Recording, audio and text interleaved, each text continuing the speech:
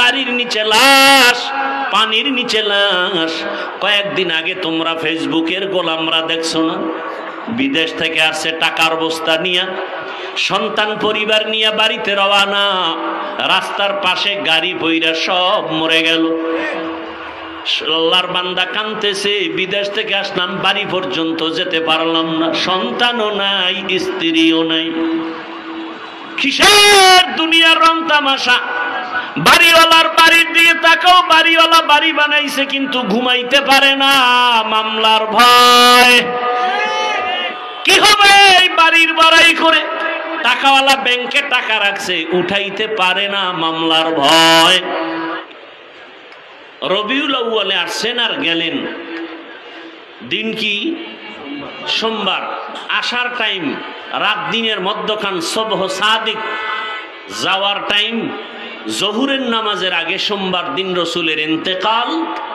বুধবার দিন গিয়া রাতের শেষ ভাগে তাহাজ্জুদের সময় রসুলের দাফন। রসুলের ইন্তেকাল হলো সোমবার দিন চাশতের সময়, জহুরের আগে। দাফন হবে সাথে সাথে। রসুলের হাদিস, মাইয়তকে দেরি করায় না, কষ্ট পায়, দাফন করে দাও।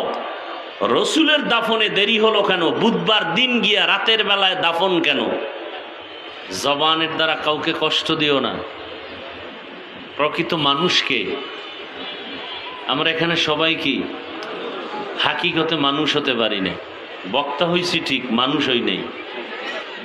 বক্তা হওয়া খুব সহজ, মাওলানা হওয়াও কি, ডাক্তার ইঞ্জিনিয়ার হওয়া, মানুষ হওয়া বড় কঠিন। ডাক্তার হইয়া তাসলিমা নাসরিন দেশে থাকতে পারে না কেন? ডাক্তার হইছে, মানুষ হতে পারে নাই। বুঝে আসছে কথা? মানুষ ভিন্ন জিনিস। মানুষ হইলে মানুষ সবাই তাকে মাথায় নিয়ে রাখবে। তো বক্তা হয়েছি, মানুষ হতে পারিনি। আর মানুষ জন্মগতভাবে হওয়া যায় না। মানুষ হওয়ার জন্য মানুষ হওয়ার কারিগরের কাছে যেতে হয়। আল্লাহ বুঝার তৌফিক দান করেন। দরুদ ও সালাম সৈয়দুল মুরসালিন, রহমাতুল্লিল আলামিন, শফিউল মুজনিবিন, খাতামুন নবিয়্যিন, সৈয়দুস সাকালাইন, ইমামুল মুরসালিন, হযরত মুহাম্মদুর রাসূলুল্লাহ। সবাই মোহব্বতে আবার পড়েন। দরুদ পড়লে গুনাহ না সওয়াব? সওয়াবের প্রয়োজন নাই, আবার পড়েন। একবার পড়বেন সাল্লাল্লাহু আলাইহি ওয়া আলিহি, সাল্লাল্লাহু আলাইহি। নবী বলছেন, আমার দোয়ার সাথে আমার আহলে বাইতের জন্য দোয়া করো। তাহলে সাল্লাল্লাহু আলাইহি ওয়া আলিহি ওয়াসাল্লাম, এইটা একবার পড়লে সাথে সাথে 3টা পুরস্কার। কতটা পুরস্কার? প্রথম পুরস্কার 10টা গুনাহ মাফ হয়ে যাবে। দ্বিতীয় পুরস্কার 10টা নেক আমল নামায় যোগ হবে। তৃতীয় পুরস্কার আল্লাহর দরবারে 10 গুণ মর্যাদা বেড়ে যাবে। এই 3টা পুরস্কার কয়বার পড়লে? যদি 100 বার পড়েন, 200 বার পড়েন, 300 বার পড়েন, যারা 300 বার প্রতিদিন দরুদ পড়ে এরা রসুলের হাকিকতে আশেক, বাকিরা আশেক হবে, তবে ভণ্ড আশেক। তারা প্রকৃত আশেক না। বুঝেন না কথা? আমার ভক্ত, খাঁটি ভক্ত বুঝবেন কিভাবে? সবাই আপনারা ভক্ত না? আমার মতো টুপি, আমার মতো জামা, আমার রঙে যে রং লাগায় সে কঠিন ভক্ত। সবাই রসুলের আশেক, কিন্তু বেনামাজি রসুলের আশেক না। সবাই রসুলের আশেক, সুদখোর রসুলের আশেক না, ঘুষখোর রসুলের আশেক না। প্রকারান্তরে এরা রসুলের চূড়ান্ত দুশ্মন। আল্লাহ বুঝার তৌফিক দান করেন। অনেক কথা কেমন যেন গীবতের মতো হয়। আপনারা জানেন গীবত করা হালাল না হারাম? আমরা হুজুরেরা জানি না। বুঝে বুঝে জবাব দেন। জানি কি? একটু কম জানি। বরং আমরা আপনাদের থেকে একটু, সে বেশিটা কি? আপনারা জানেন গীবত করা হারাম, আমরা হুজুরেরা জানি কিছু কিছু ক্ষেত্রে গীবত করা ওয়াজিব, না করলে গুনাহ হবে। এটা তো আর আপনি জানেন না, কারণ আপনি বিড়ি টানেন আর কন হুজুর ওয়াজ করলো না গীবত করলো, না আপনি তো জানেন না, আপনি তো মূর্খ পণ্ডিত। গীবত করা হারাম, 4 কারণে গীবত করা ওয়াজিব। ওয়াজিব মানে কি? না করলে গুনাহ হবে। অতএব ওলামায়ে কেরাম গীবত যদি মনে করেন করতেছে, এর মধ্যেও কারণ আছে। ইসলামের বিরোধী শক্তির বিরুদ্ধে উম্মতকে সজাগ করা, নাম লইয়া বলা, এটা গীবত হলেও সওয়াব। গীবত হলেও। বাতিলের বিরুদ্ধে কথা বলা, অনেকে বলে হিংসা। দেখছনি হুজুরের মধ্যে কি হিংসা, অমুকের বিরুদ্ধে অমুকের বিরুদ্ধে বলে। ভণ্ডদের বিরুদ্ধে কথা বলা হিংসা? রসুল বাতিলের বিরুদ্ধে কথা বলেন নাই? বাতিলের বিরুদ্ধে আল্লাহ কোরআনে আইন পাশ করেন নাই? তাহলে বাতিলের বিরোধিতা করা কি হিংসা না ঈমান? ঈমান। আপনি হিংসা বলেন কেন? আপনি হিংসার ডেফিনেশনই তো জানেন না। আল্লাহ হেদায়াত দান করুন। আলেম ওলামা এক হয়ে গেলে পুরা দেশ এক, কিন্তু কঠিন এক প্যারায় আছি আমরা। ওলামায়ে কেরাম যেন এক হতে না পারে, এজন্য বহু টাকা বিলানো হচ্ছে। কারণ জানে আলেম ওলামা যদি এক ময়দানে আসে, তো এই সোনার বাংলায় কেউ কথা বলতে চাইলে আলেমের অনুমতি নিতে হবে। এটা সব নাস্তিকরা জানে। এজন্য বহু কালো টাকা দিয়া স্বার্থলোভীদেরকে লাগাই দিছে, আলেম যেন এক না হয়। কেমনে বিরোধিতা করবো? কানে কানে বিয়া বলবা অমুক আলেম তো আপনারে বাস দিছে, বা ফেসবুকে লেখো। একদল লেখতেছে, আমার ভক্ত যারা আমারে আরশে আজিম উঠায় আর বাকিদেরকে সিজ্জিনের নিচে নিয়ে যায়। এইভাবে ফেসবুকে লেখালেখি কইরা আলেমদের মাঝে বিভেদ, দূরত্ব তৈরি করে রাখছে। এই জন্যই তো আমি সারা বাংলাদেশে বলি যে ওলামায়ে কেরামের বিরুদ্ধে যারা লেখে, যারা বলে, এরা মা বাবার সবগুলো অভিশপ্ত সন্তান, মা বাবার আদরের সন্তান না। আলেমের বিরুদ্ধে লেখলে শেষ ফল কি হয়? ইসলামেরই বদনাম হয়। আল্লাহ হেদায়াত দান করুন। দরকার কি? আর আলেমের বিরোধিতা করা এটা ইন্টারন্যাশনাল এক ষড়যন্ত্র। এমনিই তো আলেমের বিরোধিতায় বহু ষড়যন্ত্র চলে, যা চোখেও ধরা যায় না। যেমন এখন ডিস্টার্ব করেন না, এখন একটা আন্তর্জাতিক ষড়যন্ত্র চলছে, যেটা এক পর্যায়ে আসবে শুধু আলেম ওলামার কথা কেউ মানতে চাইবে না, বলবে আলেম ওলামা সব ভুয়া। তাহলে আসল কি? বলে AIFs। কি AIFs? AIFs।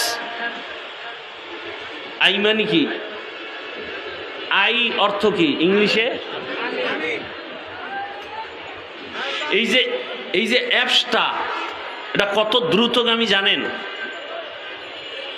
আমি যদি বলি আজকে রবিউল আউয়াল কেরানীগঞ্জ যাচ্ছি, AI তুমি আমাকে একটা বয়ান সাজায় দাও, আমার কিতাব দেখার টাইম হয় নাই, 5 সেকেন্ডের মধ্যে 50টা সহিহ হাদিস, 50টা কোরআনের আয়াত, 30টা তাফসিরের এডিশন নিয়ে তথ্য নিয়ে আমাকে সামনে হাজির।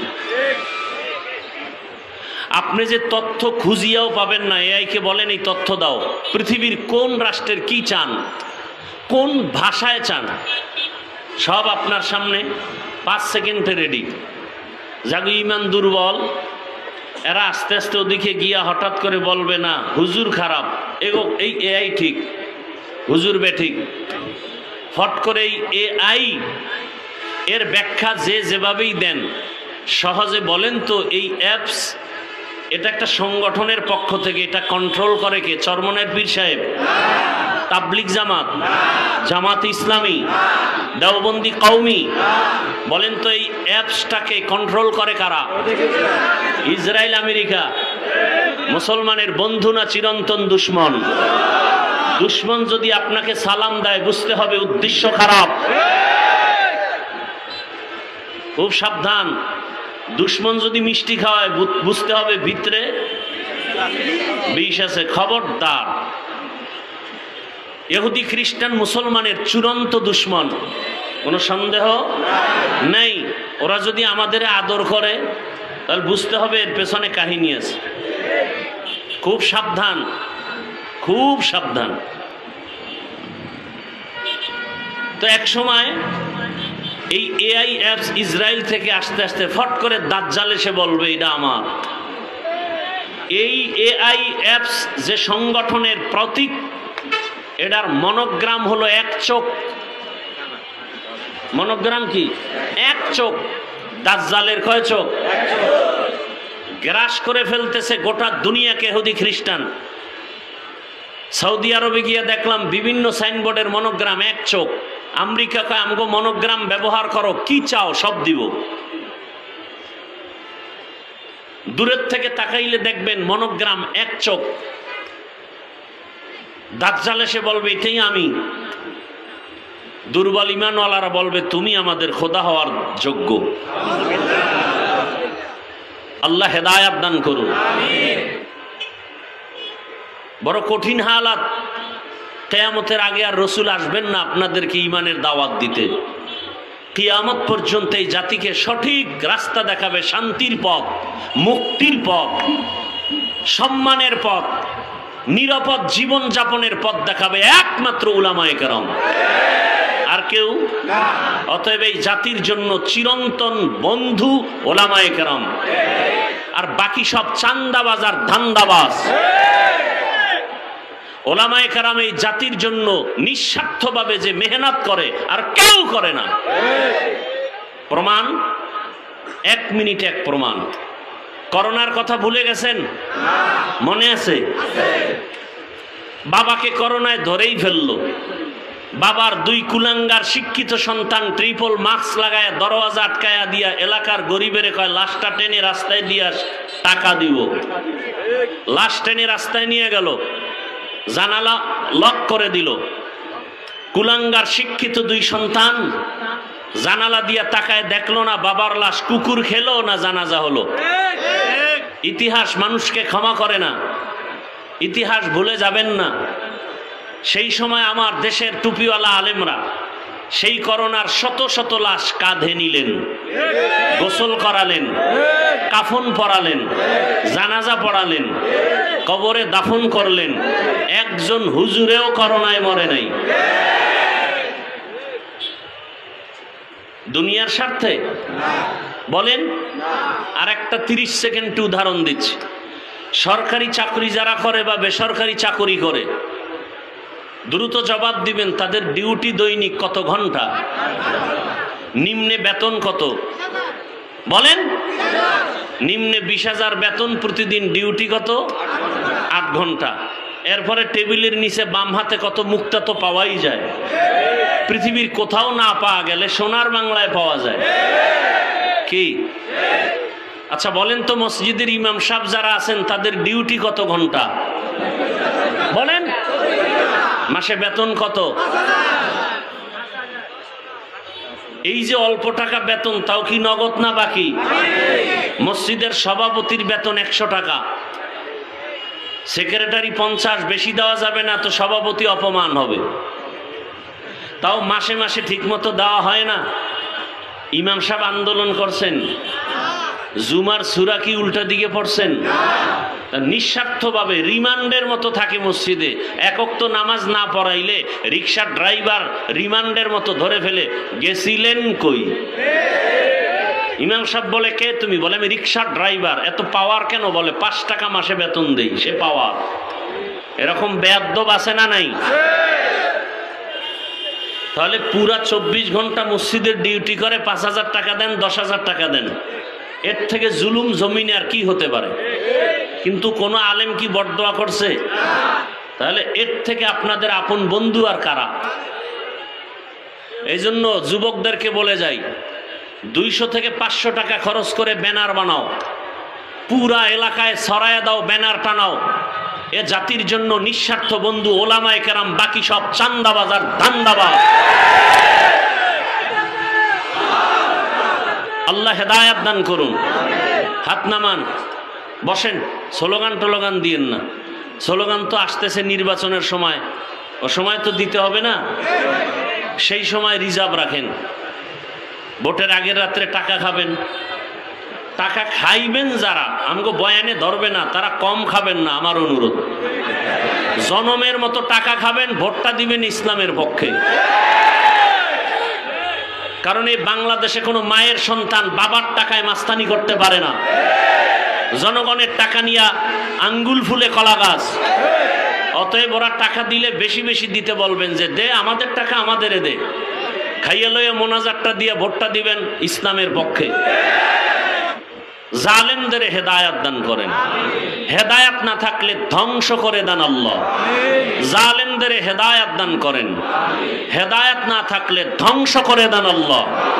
জালেমদের হেদায়াত দান করেন, হেদায়াত না থাকলে ধ্বংস করে দেন আল্লাহ। ওলামায়ে কেরাম আলোচনা করেছেন, রবিউল আউয়ালের আলোচনা। আমি আয়াত আর হাদিসের তরজমা বলে কিছু ব্যাখ্যা শোনাবো। যে আয়াত পড়েছি ছোট এক আয়াতের অংশ, লাকাদ কানা লাকুম ফি রাসূলিল্লাহি উসওয়াতুন। আল্লাহ বলেন, হে রাসূল আপনি উম্মতকে বলে দেন, হে দুনিয়ার মানুষ, অবশ্যই তোমাদের জন্য রাসূলের মধ্যে রয়েছে উত্তম আদর্শ। হাদিসে পাকে রাসূল বলেন, আমি বিদায় বেলা উম্মত তোমাদের কাছে দুটো জিনিস রেখে গেলাম, যদি আকরাইয়া ধরো আমি চ্যালেঞ্জ দিয়ে গেলাম, ঈমানও যাবে না, সম্মানও যাবে না। দুই জিনিসের এক হলো কোরআন, দ্বিতীয়টা হলো রাসূলের আদর্শ সুন্নত। এই দুই জিনিস যারা আঁকড়ায় ধরবে কিয়ামত পর্যন্ত এদের ঈমানও যাবে না, সম্মানও যাবে না। তো রবিউল আউয়াল এমন একটা মাস, যেই মাসে অধিকাংশ ঐতিহাসিকগণ লিখেছেন সবাই না, রসুল দুনিয়াতে আসছেন, আবার এই রবিউল আউয়ালে রসুল বিদায় নিয়েছেন।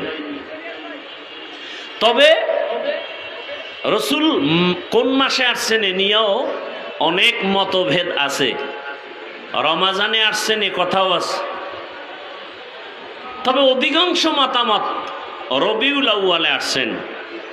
দিন সোমবার, আসার দিনও সোমবার, যাওয়ার দিনও সোমবার।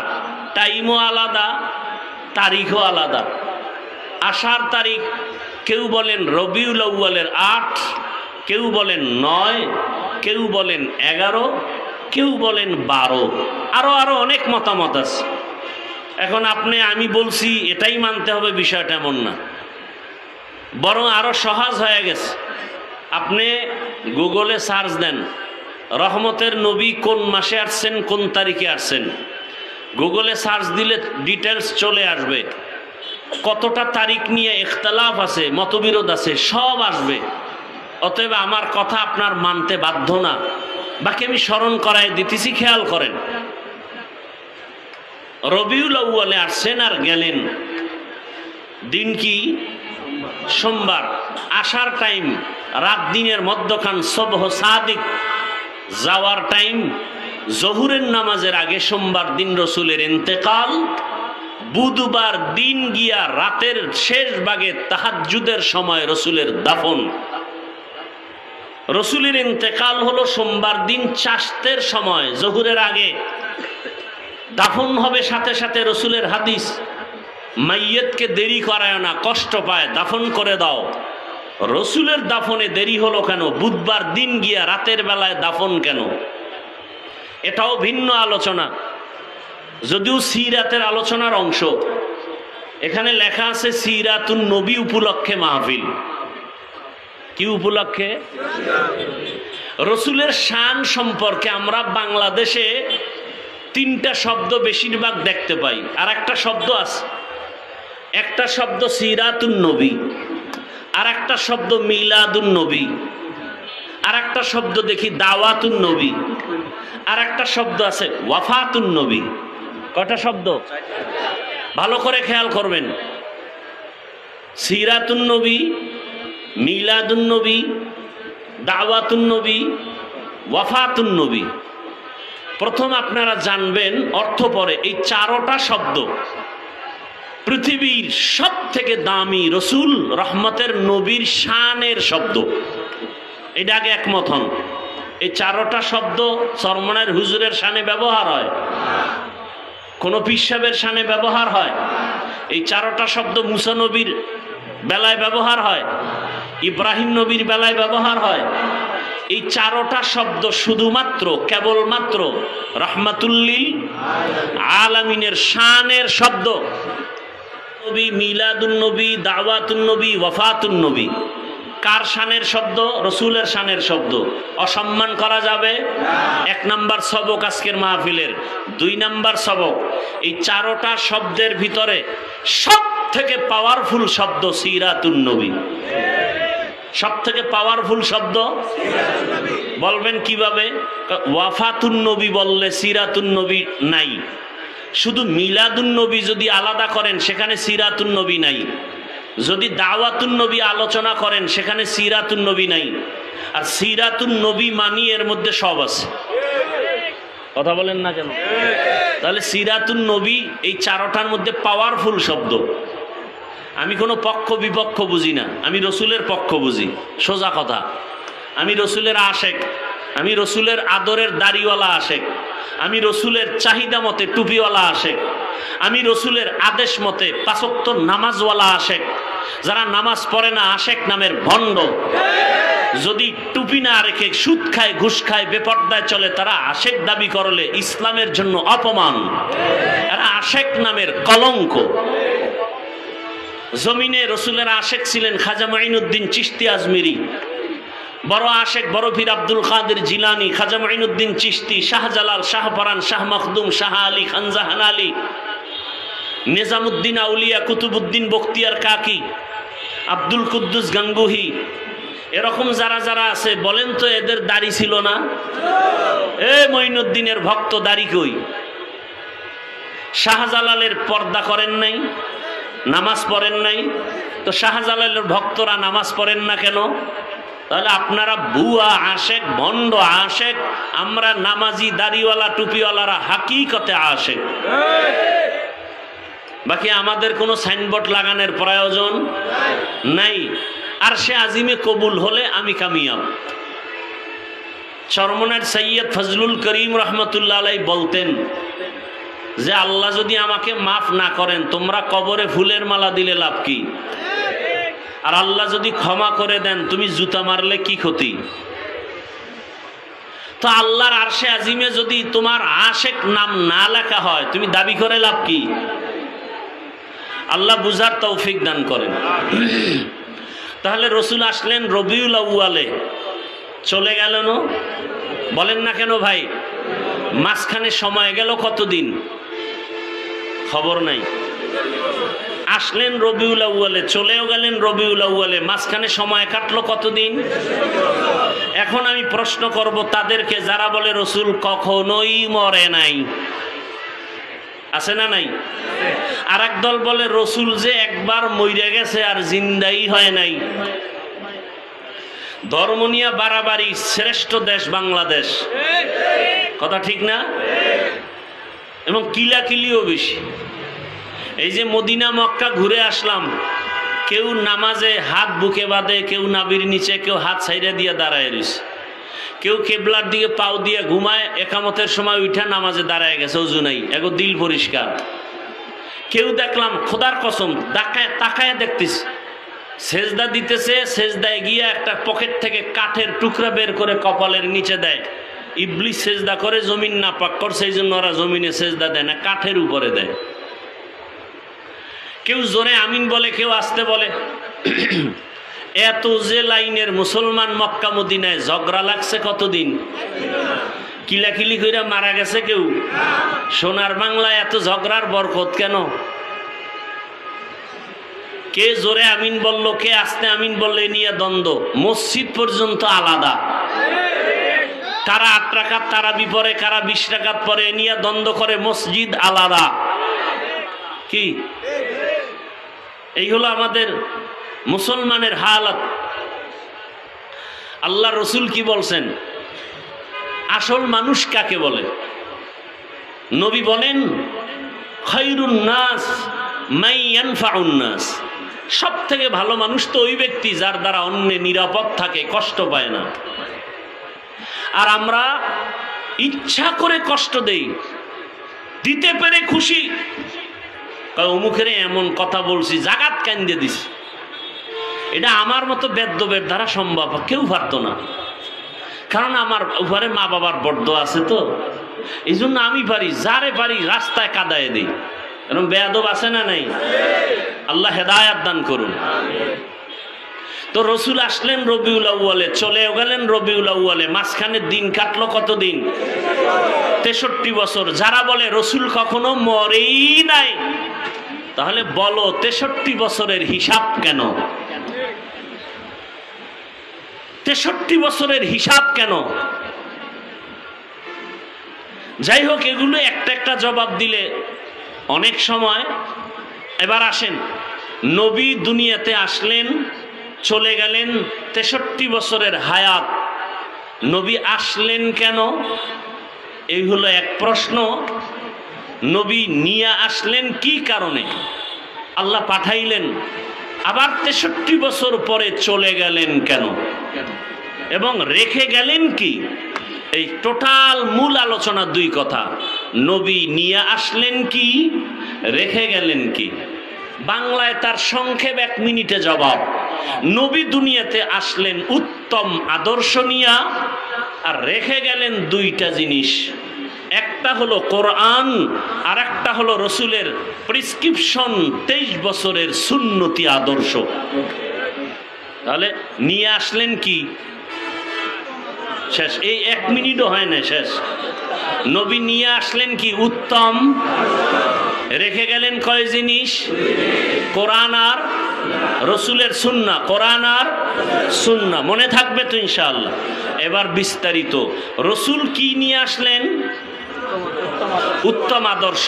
উত্তম আদর্শ বলতে কি? এ নিয়ে 2-4টা কথা, এরপরে দোয়া। আল্লাহ তাআলা রসুলের আদর্শ সম্পর্কে বলেছেন সব থেকে দামি আদর্শ, ইন্নাকা লাআলা খুলুকিন আযীম। রসুলের আদর্শ কত উত্তম, কত দামি।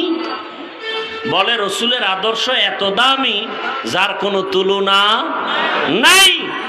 দুনিয়াতে আরো বহু আদর্শ আমরা দেখেছি। আব্রাহাম লিঙ্কনের আদর্শ, মাও সেতুনের আদর্শ, লেনিনের আদর্শ, কালমার্সের আদর্শ, প্লেটোর আদর্শ। এক কথায় দুনিয়ার সব আদর্শ নাপাক, একমাত্র মদিনার রসুলের আদর্শই হলো পাক। দুনিয়ার সব আদর্শ পাক। কাটটা বলেন না কেন? দুনিয়ার সবার আদর্শ কি নাপাক? কেন? ও মানুষটাই নাপাক, ওর দেমাগ নাপাক, ও খায়ও নাপাক। 3 বেলা ভাত খাইয়া যারা বিড়ি টানে, ওর দেমাগটা কত পাক। 3 বেলা খাইয়াও যাদের মদ পান করতে হয়, ওর দেমাগ পাক না নাপাক? নাপাক দেমাগ কারণেই তো বউরে মা কয়। কি মদ পান করার পরে কেউ জিকির করছে? বলেন। তাহলে মদ পান করার পরে দেমাগ পাক না নাপাক? ওই দেমাগ দিয়ে যদি কোনো আইন করে তাও নাপাক। তাহলে দুনিয়ার সমস্ত আদর্শ নাপাক, একমাত্র পবিত্র আদর্শ মদিনার আদর্শ। কেমন আদর্শ?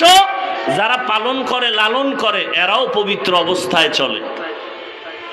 ওই রসুলের আদর্শ কেমন পাক, কেমন পিওর। ১৫০০ বছর পরেও আজকের এই কেরানীগঞ্জের মাহফিল তার জ্বলন্ত প্রমাণ। একথা আমি পুরান কথাটা আবার রিপিট করতেছি। মনে করেন নির্বাচনী কোনো জনসভা যদি কোনো দুনিয়ার টাকাওয়ালারা দেয়, তার কি করতে হবে? এই লোকগুলো এই জায়গায় হাজির করার জন্য আপ ডাউন গাড়ি ভাড়া দিতে হবে। সত্য কথাটা স্বীকার করেন। আসার পরে ভিআইপি চেয়ার লাগবে, ফাঁকে ফাঁকে নাস্তা, না হয় চেয়ার বাতাসে উড়বে। এরপরে নিয়ন্ত্রণের জন্য টাকা দিয়া প্রশাসনের লোক রাখতে হবে। কথা ঠিক? এবং বসার ক্লাস ভিন্ন। যারা দামি তারা দামি চেয়ারে বসবে, যারা দুর্বল তারা দুর্বল জায়গায় বসবে। এবার তাকায় দেখেন, চোখে তাকায় দেখেন, এখানে আপনারা যারা আসছেন গাড়ি ভাড়া দিছে? দিবে, বরং আপনাদের থেকে রেখে দিছে। অনেকে আবেগে গাড়ি ভাড়াও দিয়ে দিছে। কথা ঠিক? বসার জন্য ভিআইপি ব্যবস্থা কি? কার্পেট, মখমলের চাদর, হ্যাঁ, এমন ত্রেপাল দিছে, এইটা যদি কোনো বিয়ার অনুষ্ঠানে দেয় তো মহব্বতে জুতা হাতে চলে আসবে। কথা ঠিক? এখানে বসার জন্য কোনো ক্লাস ভাগ আছে? কে বড়, কে ছোট, কে ধনী, কে গরিব, কে আলেম, কে গায়রে আলেম, সব একাকার। কথা ঠিক? এত প্যান্ডেলটাকে নিয়ন্ত্রণ করার জন্য ডানে বামে পুলিশ, র্যাব, আর্মি আছে কতজন বলেন? জ্বলন্ত প্রমাণ, মদিনার আদর্শের দ্বারা এটা সম্ভব। সত্য কথাটা স্বীকার করেন। এটা কিসের কারণে সম্ভব? কার আদর্শ? ইমামুল আউয়ালিন আল আখিরিন বাহর সাদকা রাহমাতাল লিল আলামিন সাইয়্যিদুল কাউনাইন খাতমুল মুরসালিন আখির আমদ বুদে ফখরুল আউয়ালিন সদওজুদাস রাহমাতাল লিল আলামিন মসজিদে ঔষধ হামারে জমিন। রহমতের নবীর আদর্শ এত সুন্দর, কে ধনী কে গরিব কোনো ভেদাভেদ নাই। রহমতের নবী যেই প্লেটে খায় ওই প্লেটে গোলাম আইসা খানা খায়। আরবে গেলে এখনো দেখবেন রহমতের নবীর আদর্শ এখনো আছে। আরবের বড় বড় টাকাওয়ালারা এখনো যেই দস্তরখানে খানা খায়, কাজের লোকেরাও একই দস্তরখানে খানা খায়। এটা কার সুন্নত? এটা তাবলিগলাগো সুন্নত। কার সুন্নত? তো কুজাও সুন্নতে আহমদ কুজা বা মুহাম্মদ कैबुअद निस्बत मन अहब्बा सुन्नती कौले रसूल मजदाए का नमई हम कुन कबूल। রহমতের নবী উত্তম আদর্শ নিয়ে আসলেন। জায়গাটার নাম বলেন, কোথায় আসছেন? কেরানীগঞ্জ। কোথায় বলেন না কেন? মক্কা নগরীতে আসছেন, মদিনায় না। কোথায়? মক্কা নগরীতে আসছেন। এমন এক সময় নবী আসছেন যেই মক্কা নগরীর মানুষ পৃথিবীর নিকৃষ্ট চরিত্রহীন, লম্পট আর খারাপ। দেখছেননি কারবার? প্রত্যেকটা পয়েন্টে পয়েন্টে আলাদা আলাদা সবক। কেরানীগঞ্জ মডেল মসজিদ আসেনি? আছে। সবাই দেখার জন্য মাঝে মাঝে যায়। ভালো করে বুঝবেন কেরানীগঞ্জে কত আকাম কুকাম চলে। চলে না? চলে না? মদের আড্ডা, তাসের আড্ডা, জুয়ার আড্ডা, সব চলতে চলতে এগুলো কিন্তু মসজিদের পাশে চলেনি না। কারণ উল্টাপাল্টা যা ডাইনে বামে করে মসজিদের পাশের মানুষগুলো একটু কম করে। কেন? কয় মসজিদ সাবধান, কখন আবার গজব আসে, ঠাড়া পড়ে। কথা ঠিক নেই? তাহলে দুনিয়ার মধ্যে নেচার হলো দুনিয়ার সবাই উল্টা পাল্টা স্বাভাবিকভাবে করে, তবে মসজিদমুখী মানুষগুলো একটু কম করে, পাশের মানুষও কম করে।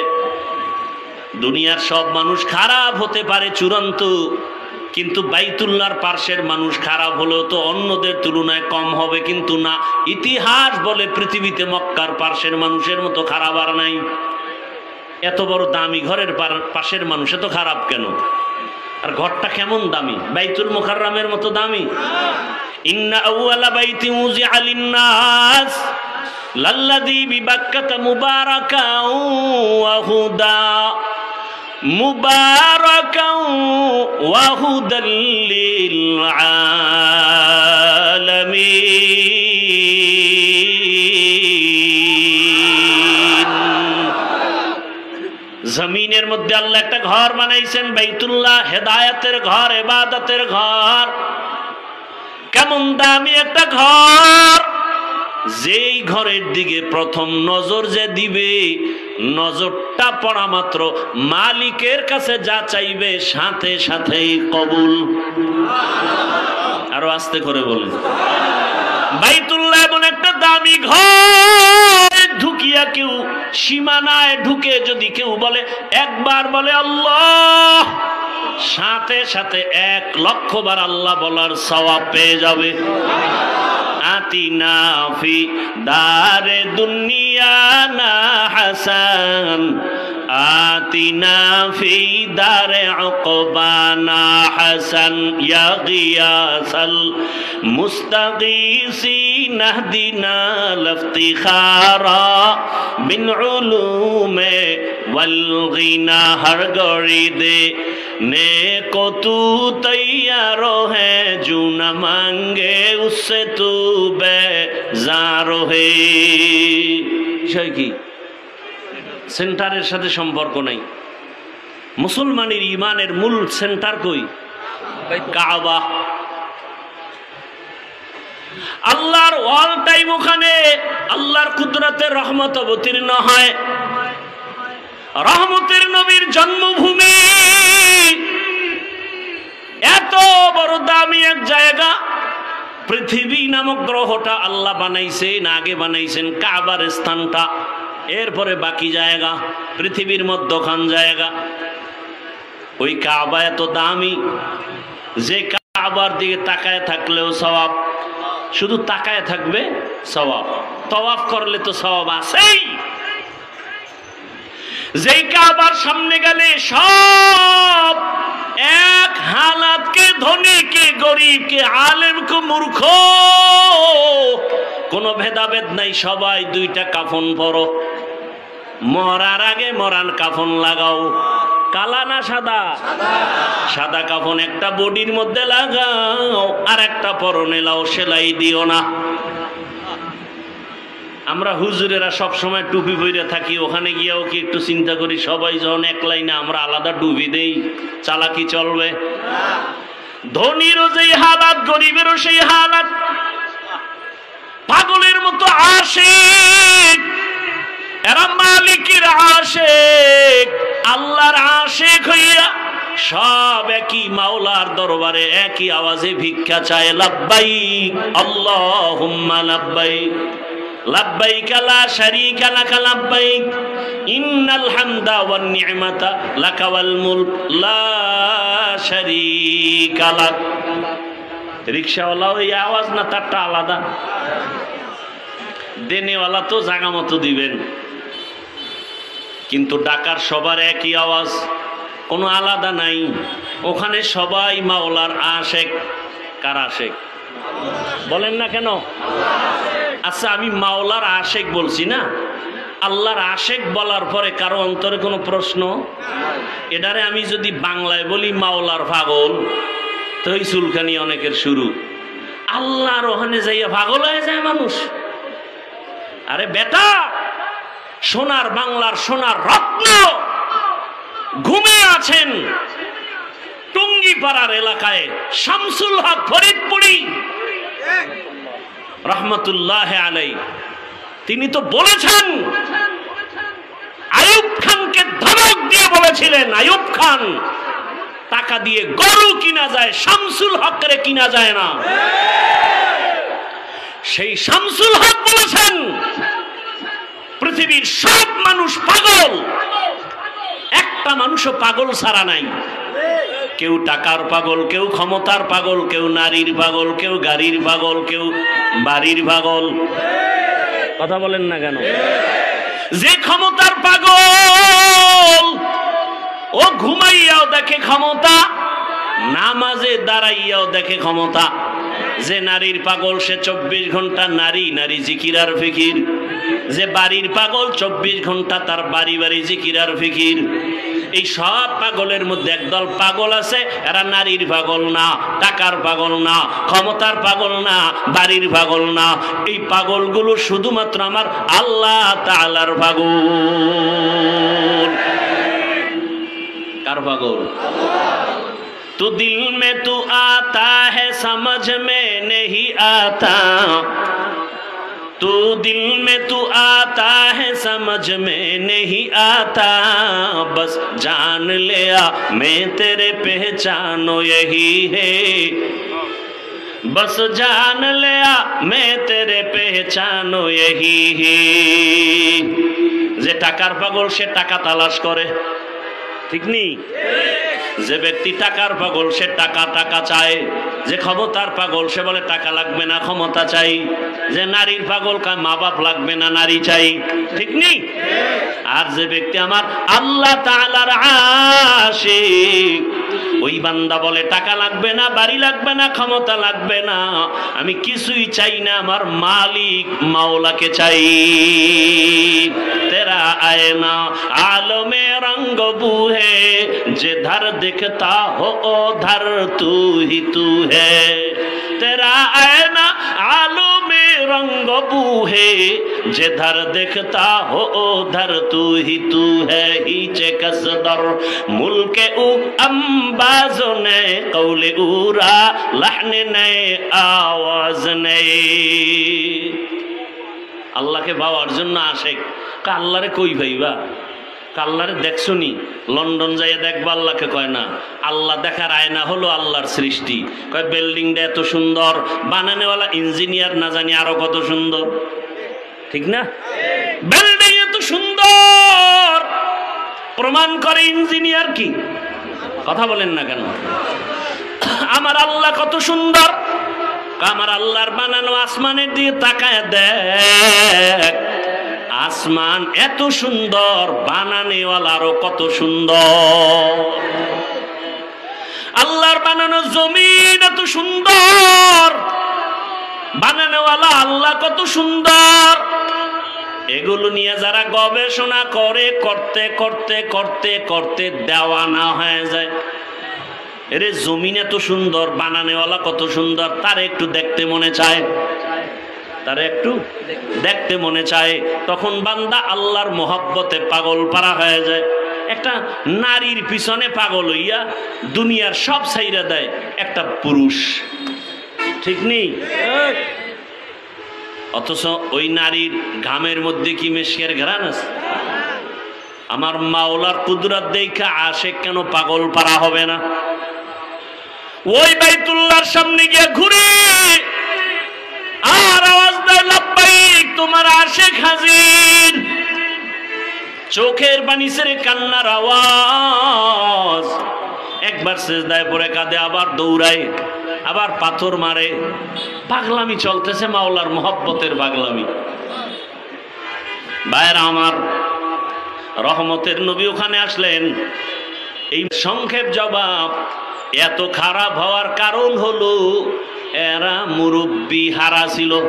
ঈসা নবী চলে গেছেন, রহমতের নবী আসছেন, মাঝখানে কত বছর প্লাস?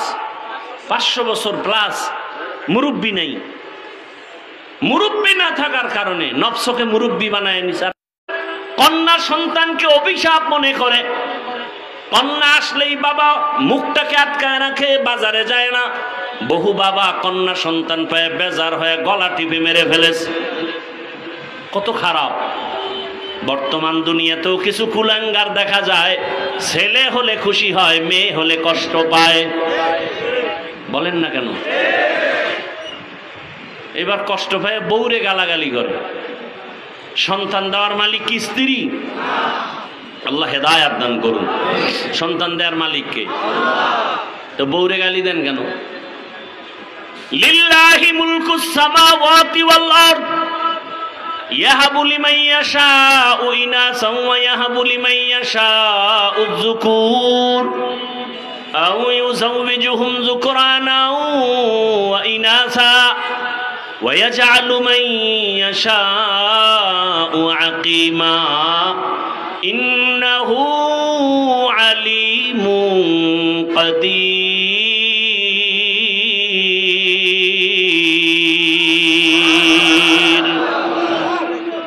আল্লাহ তাআলা বলেন, আসমান জমিনের মালিক আমি। আমি চাইলে কাউকে ছেলে দেই, কাউকে মেয়ে দেই, কাউকে কোনোটাই দেই না, কাউকে দোনোটাই দেই। ক্ষমতা কার? দেখছেননি এখানে বান্দার কোনো হাত আছেনি? বান্দারা চেষ্টা করলো ট্যাবলেট খাওয়াইয়া সন্তান কমাও। স্লোগান লেখা দিছে, ছেলে হোক মেয়ে হোক দুটোর বেশি নয়, একটা হলে ভালো হয়, ঠিক নেই? যখন এই স্লোগান শুরু করছে ওই দিন থেকে আমার মাওলার কুদরতের চাবিও শুরু হয়ে গেছে। একসাথে 4 সন্তান। আল্লাহর সাথে পাল্লা দিয়ে কেউ পারছে? এই শিক্ষিত বাবারা বলেন তো, সন্তান কমানোর মিছিলে বলেন তো কি পরিমাণ জনসংখ্যায় আমার দেশের মানুষ কমছে না বাড়ছে? তো ট্যাবলেট কই? ওয়ামাকারু ওয়ামাকারাল্লাহ ওয়াল্লাহু খায়রুল মাকিরিন।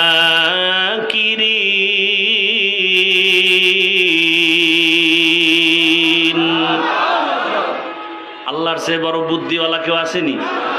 আরে মিয়া, তুমি কত বুদ্ধিজীবী!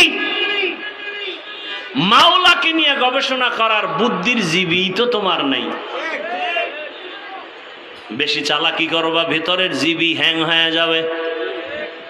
হ্যাং হয়ে গেলেই তো বলে আল্লাহ বলতে কিছু নাই।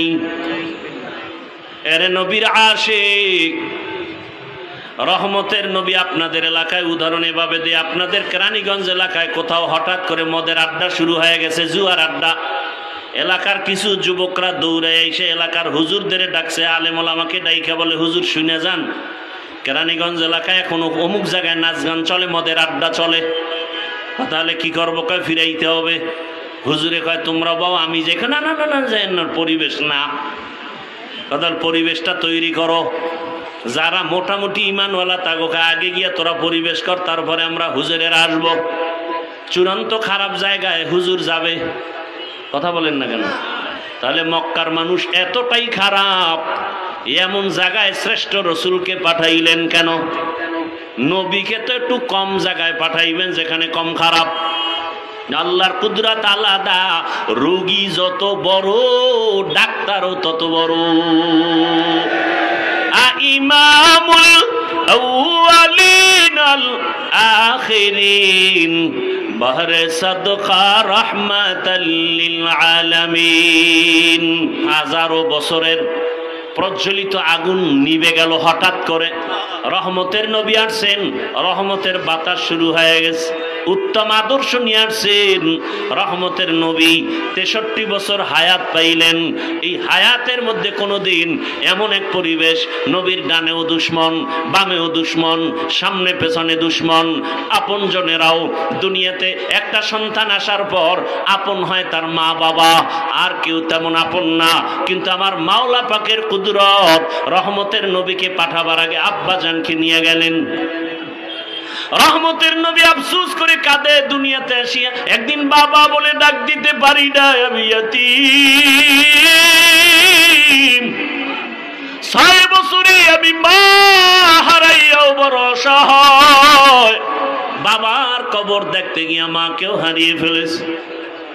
আমার 8 বছরে দাদা আব্দুল মুত্তালিবও চলে গেছেন। এখন আমার কেউ নাই, কার কাছে মনের দুঃখ বলবো? এত বিপদ, আমার ডানে বামে কেউ নাই। এই আমার বংশের লোকেরা পারে না, আমাকে মেরে ফেলবে। কতবার জবাই করার ষড়যন্ত্র চক্রান্ত করলো। এরে দুনিয়ার মানুষ, আল্লাহ আমাকে এমন কঠিন কঠিন পরীক্ষা নিলেন। এত নেওয়ার কারণ হলো ভালোবাসার ব্যক্তিটাকে তো পরীক্ষা বেশিই নিবেন, এরপরে সম্মান তো কম দেন নাই। এরে নবীর আশিক, নবীর দুশ্মন যারা গালি দেয়, নবী হাসি মুখে বুকে লাগায়, কাউকে দূরে ঠেলেন না, গালিও দেন না। নবী গালি শুনতেছেন, গালির জবাবও দেন না। রহমতের নবীর কোনো হায়াতে একটা গালির কোনো কথা ইতিহাসে নাই। কেমন মায়ার নবী আমার, চিনলা না, যদি চিন্তা নামাজ ছাড়তে পারতা না। কেমন মায়ার নবী আমার, রহমতের নবী হায়াতে কোনোদিন কাউকে একটা মিথ্যা কথার আসর লাগান নাই। রহমতের নবী আমার কোনোদিন চোখ দুইটা গরম করে কারো দিকে তাকান নাই। কারণ মায়ার নবীর চোখে এতটাই পাওয়ার, যদি গরম চোখে তাকায় জাগায় লোকটা পুড়িয়া ছাই হয়ে যাবে। আমার রহমতের নবীর কোনো বয়ান লাগে না। আমার নবী আসছে, চেহারা দেখে আর কথা শুনে ব্যবহার দেখে বেঈমান কালেমাওয়ালা হয়ে যায়। দুশমন আইসা নবীরে মারবে, তাকাইয়া কয় না, তার চেহারার মধ্যে তো দুশ্মনী কোনো ছাপ নাই। জঙ্গলের প্রাণীরাও বড় আশিক। ওরে কেমন মায়ার নবী! সব নবী রাসূল আমার আল্লাহ তাআলার আশিক। আর আল্লাহ বলেন আমি একা আল্লাহ মুহাম্মদের আশিক। ব্যবধান আছে না নাই? সব নবী কার আশিক? আল্লাহর। আর আল্লাহ কার আশিক? রহমতের নবীর আশিক।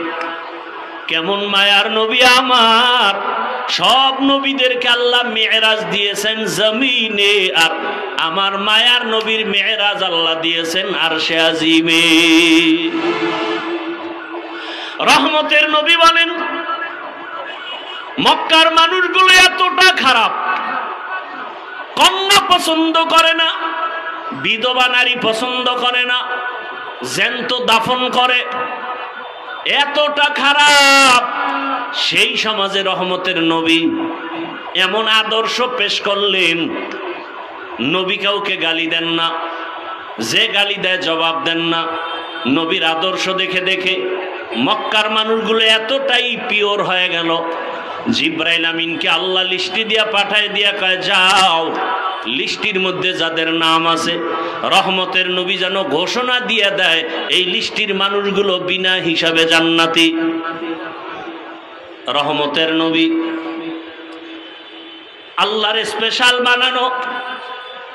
স্পেশাল বানানো চেহারা কত সুন্দর। আম্মা জান আয়েশা রাদিয়াল্লাহু আনহা বলেন দুনিয়ার মানুষ তোমাদের সবার একটা সূর্য, আর আমি আয়েশার আলাদা সূর্য।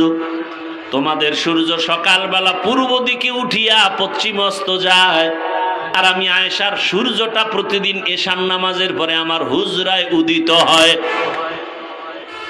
নবীর চেহারা এত সুন্দর। আম্মা জান আয়েশা রাদিয়াল্লাহু আনহা বলেন নবীজির ঘাম আমি বোতলে ভরে রাখতাম, আর বড় বড় অনুষ্ঠানে আতর হিসাবে ব্যবহার করতাম। কেমন মায়ার নবী আমার! যেখানে কদম দেয় সেখানেই মেশকের ঘেরান। এত বছর মানুষের বয়ান করছি, ওহুদের ময়দানের ঘটনা বইলা বইলা বলছিলাম। নবীর দান শহীদ হওয়ার পর একটা গর্তের মধ্যে রসুল পড়ে গেলেন। হযরত আলী সহ কয়েকজন সাহাবা নবীরে কাঁধে উঠাইয়া ওহুদ পাহাড়ের পাশে নিয়ে একটা পাথরের উপরে রসুলকে বসালেন। নবী ওখানে কিছুক্ষণ বিশ্রাম নিলেন। নবী যেখানে বসছেন ওখান থেকে এখনো মেশকের ঘেরান আসতেছে, ওখান থেকে এখনো। এই বয়ানটা এত বছর করছি, কিন্তু ওই পাথরটা ধরতে পারি নাই, সৌদি গভর্নমেন্ট আটকায় রাখছে। এবার গিয়া শুনলাম ওই জায়গাটা খুলিয়া দিছে, চলে গেলাম সেখানে। ওই পাথরটা একটু গর্ত, মাথাটা ঢুকাইয়া যখন রসুলের শরীর মোবারক মাথা ওখানে রেখে রেস্ট নিছেন, ওই জায়গাটায় নাক লাগানো লাগে না, দাঁড়াইলে দেখি মেশকের ঘেরান বের হচ্ছে। ভালো রকম তাকায় দেখলাম কেউ কি আবার আতর লাগাইলনি? না না, কোনো আতর নাই। ১৫০০ বছর পর্যন্ত মেশকের ঘ্রাণ অনবরত বের হইতেছে। পারলে বাবা মাওলার কাছে বইলা যাও, নবীরে পাইলাম না, নবীর একটু ঘেরান তুমি নাকে লাগাইয়া নাও। আর নবীর ঘেরান যদি নাকে চাও, সুন্নতের মালা গলায় লাগায় দাও। আমি কিন্তু এখনো একবারও বলি না, এতক্ষণ বয়ান করছি একবারও কিন্তু বলি নাই সবাই স্কুল সারিয়া মাদ্রাসায় যাও। একবারও বলি নাই টুপি লাগাও। একবারও বলি না আমার মতো দাড়িওয়ালা হও। একবারও বলি না চাকরি ব্যবসা সারিয়া তাবলিগে যাও, চরমনাই যাও, পীরের কাছে যাও। আমি একবারও বলি নাই রে বাবা, বরং আমি বলতে চাই ও যুবক বাবারা, বৃদ্ধ বাবাজি, ছাত্র যুবক বাবারা, মা বোনেরা, স্কুলে পড়ো, কলেজে পড়ো, চাকরি করো, ব্যবসা করো, বাধা নাই। আমি পরামর্শ দিব ওখানে থাইকা জান্নাতের পথটাকে রেডি করে ফেলো। বলবা এটা কেমন করে সম্ভব?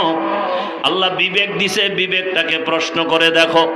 ও যুবক, তোমার মতো যুবক নবীর আশিক, স্কুলে পড়ে, কলেজে পড়ে, 5 ওয়াক্ত নামাজ পড়ে, আছে না নাই? তোমার বিবেকটাকে জিজ্ঞাসা করো, বলো তুমি কেন পারবা না? রাস্তায় গাড়ি চালায় কত ড্রাইভার 5 ওয়াক্ত নামাজ পড়ে, বলো তুমি কেন পারো না? তোমার মতো জেনারেল লাইনের বাংলা শিক্ষার যুবক নদীর মধ্যে মাছ ধরে নামাজ ছাড়ে না, বলো বাবা তুমি কেন পারবা না? বাই ফোর্স তোমাকে কোনো অর্ডার না, বিবেকের কাছে প্রশ্ন রাখি। তোমার মতো যুবক র্যাব, আর্মি, পুলিশ, বিডিআরের চাকরি করে, 5 ওয়াক্ত নামাজি আসেনি? তোমার বিবেক দিয়া জবাব বের করো, তুমি কেন পারো না? তোমার কপালে কার অভিশাপ লাগছে বলো রে বাবা? ও ব্যবসায়ী, ও চাকরিজীবী বাবারা, আপনার মতো কত ব্যবসায়ীরা নামাজ ছাড়ে না, ব্যবসা করে, দোকানদারিও করে, নামাজও আদায় করে। আপনি কেন পারবেন না? ও আমার আল্লাহর বান্দারা, এখনো সময় আছে, তওবা করে নাও। পর্দার আড়ালের মা বোনেরা, আপনার মতো কত মা কত বোন এখনো আছে, নামাজ ছাড়ে না, বেপর্দায় চলে না, মোবাইলে সময় নষ্ট করে না, স্বামীর মাল হেফাজত করে, খেয়ানত করে না। আপনারা কেন পারবেন না? বৃদ্ধ বাবাজিরা, আপনার মতো কত বুড়ারা মসজিদে গিয়া নামাজ আদায় করে, আপনি কেন পারবেন না? মনে মনে কি ভাবছেন কোরআন মিথ্যা? প্রমাণ একটা দেন, দিতে পারলে আমি এখন দাড়ি কেটে ফেলবো, নামাজ ছেড়ে দিব, আল্লাহর বিরুদ্ধে রাস্তায় নেমে যাব। কারণ আমার আল্লাহ আছে না আছে দলিল কোরআন, কিয়ামত আছে নাকি নাই দলিল হলো কোরআন। ওই কোরআনেই যদি ঝামেলা থাকে, সবই ঝামেলা। কিন্তু আজও পর্যন্ত আল্লাহর কোরআনের একটা ভুল কেউ বের করতে পারছে? কেউ পারে নাই, বরং বহু মাথাওয়ালা কালেমা পড়েছে। আমার আল্লাহর কোরআন এত সত্য, এটা এমন এক দামি কিতাব, এটা দিয়ে তাকাইলে কলিজা ঠান্ডা হয়ে যায়।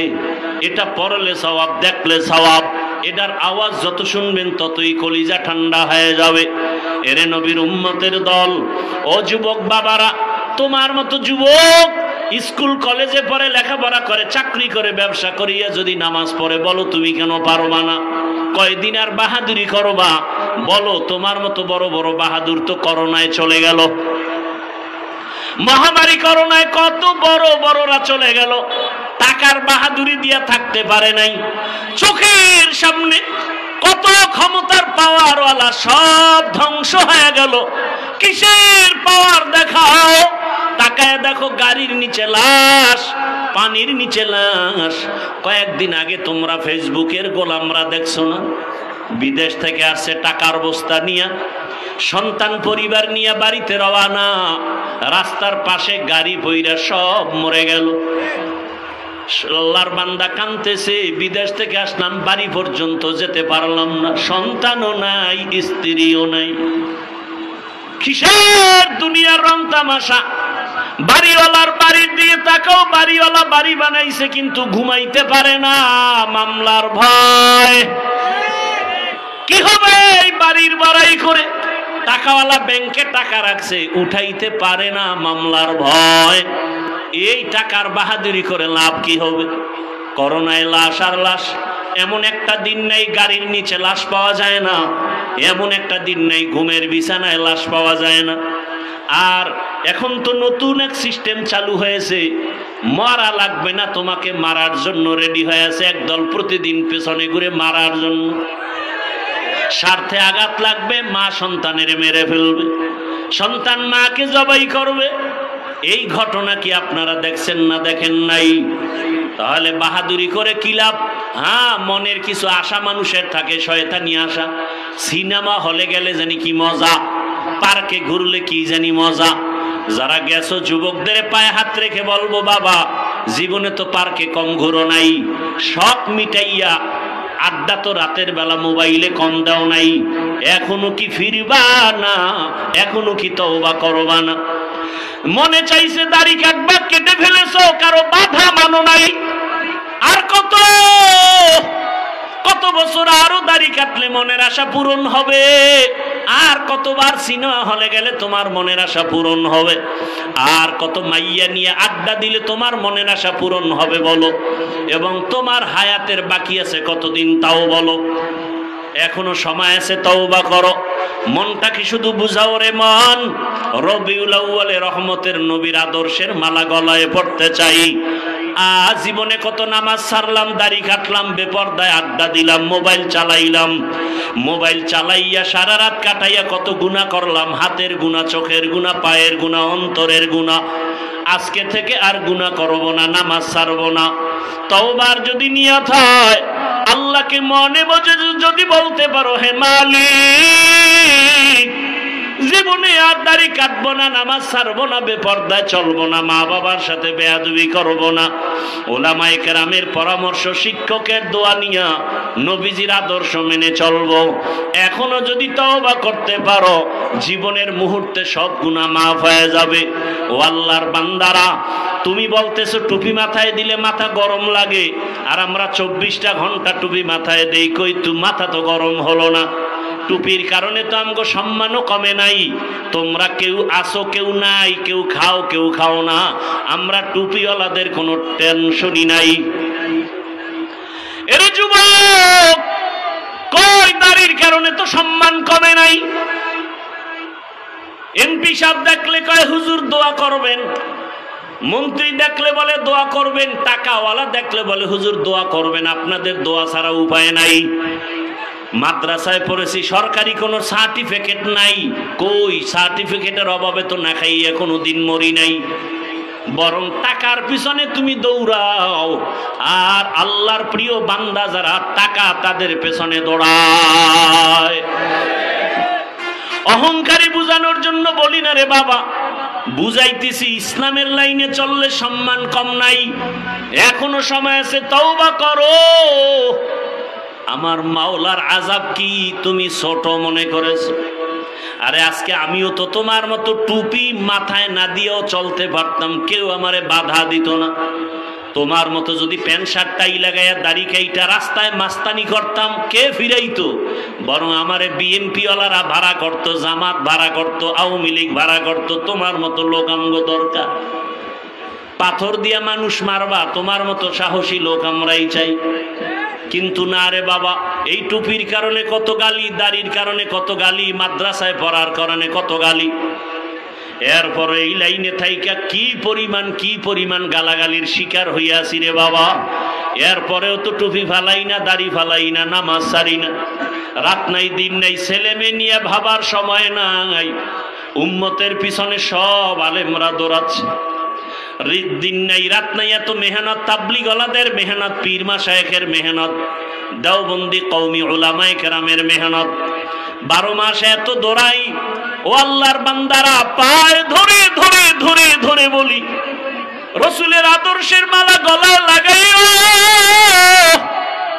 পায়ে ধরে ধরে কেন বলি? একমাত্র কারণ কোরআন শরীফ। আবার একটু জবাব চাই, বলো সত্য নাকি মিথ্যা? ওই কোরআনে যত বয়ান আল্লাহ করেছেন, সব বয়ান কি সত্য? ওই বয়ানে কে জান্নাতে যাবে, কে জাহান্নামে যাবে, সে বয়ান নাই? জান্নাতটা কেমন, জাহান্নাম কেমন, তাও আমার আল্লাহ বয়ান করেছেন। আল্লাহর কোরআন আর রসুলের হাদিস পড়ে যা পাইলাম, দুনিয়ার সূর্যের গরম থেকে হাজার হাজার হাজার গুণ গরম জাহান্নামের আগুনের গরম। দুনিয়াতে একটা মশার কামড় সইতে পারি না, কবর হাসরে সাপের কামড় কেমনে সহ্য করব? দুনিয়াতে একটা বেতের বাড়ি সইতে পারি না, গুনাহগারের কবরে 2 পার্শ্বের মাটির চাপ দেওয়া হবে, কেমন করে সহ্য করবা? ও আল্লাহর বান্দারা, যদি অন্তর বলে কোরআন সত্য, আমার এই বয়ানগুলো সত্য রে বাবা। তুমি চাকরি করো, স্কুলে পড়ো, কলেজে পড়ো, দোয়া করি, ডাক্তার হও, ইঞ্জিনিয়ার হও, তুমি প্রফেসর হও, তুমি একজন ওসি হও, ডিসি হও, এসপি হও, তবে একটা দাবি, বেয়াদব হইও না রে বাবা। খবরদার। বলবা হাফিজ ভাই, আদো বলা ডাক্তার কেমনে হতে হবে, বেয়াদবি মুক্ত ইঞ্জিনিয়ার কেমনে হওয়া যায়? সহজে জবাব, 3টা জায়গার দোয়া নিলে আদো বলা ডাক্তার হবা। আদো বলা ডাক্তার হলে দুনিয়ায় তোমার সম্মান মরিয়া গেল সম্মান। আদো বলা ডাক্তার হওয়ার জন্য 3টা দোয়া নিবা, 3 জায়গা থেকে। দোয়া নিতে না পারলেও বেয়াদবি করবা না, মরার আগে কপাল শেষ হয়ে যাবে। এক নাম্বার জায়গা পিতামাতার দোয়া। ওখানে বেয়াদবি করবা তুমি, ডাক্তার হলো জুতার বাড়ি দুনিয়াতেই পাবা। এরে নবীর উম্মত, দুই নাম্বার শিক্ষকের দোয়া। ওখানেও যদি বেয়াদবি করো বিদ্যার জগৎ থেকে হারিয়ে যাবা। তিন নাম্বার আদর্শ ঠিক রাখার জন্য, চরিত্র ভালোর জন্য উলামায়ে কেরামের দোয়া। ওখানেও যদি ঝামেলা করো চরিত্র কোনোদিন ভালো হবে না। যারা মা বাবার সাথে বেয়াদবি করে এরা আলেমের সাথেও বেয়াদবি করে, যারা শিক্ষকের সাথে বেয়াদবি করে এরা লেখাপড়ার জগৎ থেকে হারিয়ে রাস্তায় উলঙ্গ হয়ে ঘুরে। অতএব যুবক, তুমি ডাক্তার হও বাধা নাই, ইঞ্জিনিয়ার হও বাধা নাই, তবে আদোওয়ালা হও, বেয়াদবি করিও না। বহু ডাক্তার আছে কত সম্মানের, কত মহাব্বতের, কত সুন্দর ব্যবহার, সালাম না দিয়া কথা বলে না। ও যুবক, ওই মা বাবার দোয়া, শিক্ষকের দোয়া, উলামায়ে কেরামের দোয়া নিয়ে সামনে আগাও। আজকে তাকায় দেখো, তোমার মতো যুবক ঢাকা কলেজে লেখাপড়া করে, মাথায় পাগড়ি, বড় দাড়ি, বড় জামা, পেছন দিক দিয়া তাকাইলে মনে হয় মসজিদের খতিব। যদি জিজ্ঞাসা করি তুমি মসজিদে কোথায় নামাজ পড়াও, আমি আরবি তো ভালো করে জানি না, কিসের নামাজ পড়াবো? তোমার এই হালাত কেন? তুমি কই যাও? বলে ঢাকা কলেজে পড়ি। তুমি যে ঢাকা কলেজে ক্লাস করো এই পাগড়ি রেখা, টুপি রেখা? কয় হ্যাঁ। সমস্যা হয় না? কয় না। ক্লাসে তোমার শিক্ষক শিক্ষিকা নাই? কয় আছে। কিছু বলে না? কয় দোয়া করে যে আমাদের ছাত্র ছাত্রীদের মধ্যে এই ছেলেটা বড় ভদ্র, বড় নম্র, বড় সভ্য। মাঝে মাঝে জিজ্ঞাসা করি, বাবা তুমি যে ঢাকা কলেজে এই পাগড়ি নিয়ে যাও, তোমার ক্লাসের মধ্যে মেয়েরা নাই? কয় আছে। মাঝে মাঝে সবাই মিলে যখন আড্ডায় যাবে আমারে দাওয়াত দেয়, আমি ইস্তেগফার করি।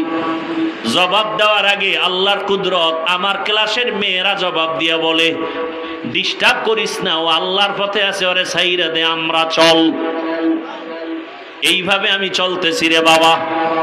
অতএব আমি যে কথাটা মেসেজ দিতে চাই, আমি একবারও বলি না তোমার মাদ্রাসায় যেতেই হবে, তাবলীগ করতেই হবে না, বরং মা বাবার দোয়া, শিক্ষকের দোয়া, উলামায়ে কেরামের দোয়া পরামর্শ নিয়া স্কুলে পড়িয়াও জান্নাত পাওয়ার পথ আছে না নাই? কলেজে পড়িয়া জান্নাত পাওয়ার পথ আছে না নাই? ওই জায়গায় থাকিয়া দাঁড়িয়ে রাখো, নামাজ পড়ো, মা বাবার খেদমত করো, আর জীবনে কারো হক নষ্ট করিও না, গালি দিও না, জবান দিয়া কষ্ট দিও না। ডাক্তার হলেও তোমার জীবন ধন্য, ইঞ্জিনিয়ার হলেও তোমার জীবন ধন্য। আজকে যদি এই মানসিক অবস্থা নিয়ে আমার দেশের কলেজের ছেলেরা এসপি হয়, ডিসি হয়, আমার দেশে আমগো আর আন্দোলন করা লাগবে না। নামাজি ডিসি থাকলে কোরআনের বয়ান চলবে, অনুমতি লাগবে না। এরে নবীর উম্মত, এখনো সময় আছে, তওবা করো। আল্লাহর কাছে মনে মনে বলো, হে মালিক, জীবনে তো গুনাহ কম করি নাই। ও আল্লাহ, সূর্যের গরম সহ্য করতে পারি না, জাহান্নামের আগুনের গরম কেমনে সহ্য করব? আয় আল্লাহ, তুমি আমাকে মাফ করে দাও। মনে মনে আল্লাহকে ডাকো। হে যুবক বাবারা, আল্লাহকে বলো, হে আল্লাহ, জীবনে যত গুনাহ করেছি আজকে থেকে তওবার নিয়ত করে ফেললাম। মরিয়া গেল, তুমি তো রিজিকের মালিক, হায়াতের মালিক, ইজ্জতের মালিক। আর নামাজ ছাড়বো না, দাড়ি কাটবো না, বেপরদায় চলবো না, মা বাবার সাথে বেয়াদবি করবো না, ওস্তাদের দোয়া নিয়ে, শিক্ষকের পরামর্শ, আলেম ওলামার পরামর্শ নিয়ে নবীর আদর্শ মেনে চলবো। তওবা করার মতো যদি অন্তর তৈরি হয়, খাঁটি তওবার নিয়ত যাদের আছে, দুটো হাত আমার আল্লাহকে দেখাইয়া দাও। আয় আল্লাহ, হাতগুলো কবুল করে নেন, তওবা কবুল করে নেন, তওবার উপরে মজবুত হয়ে চলার তৌফিক দান।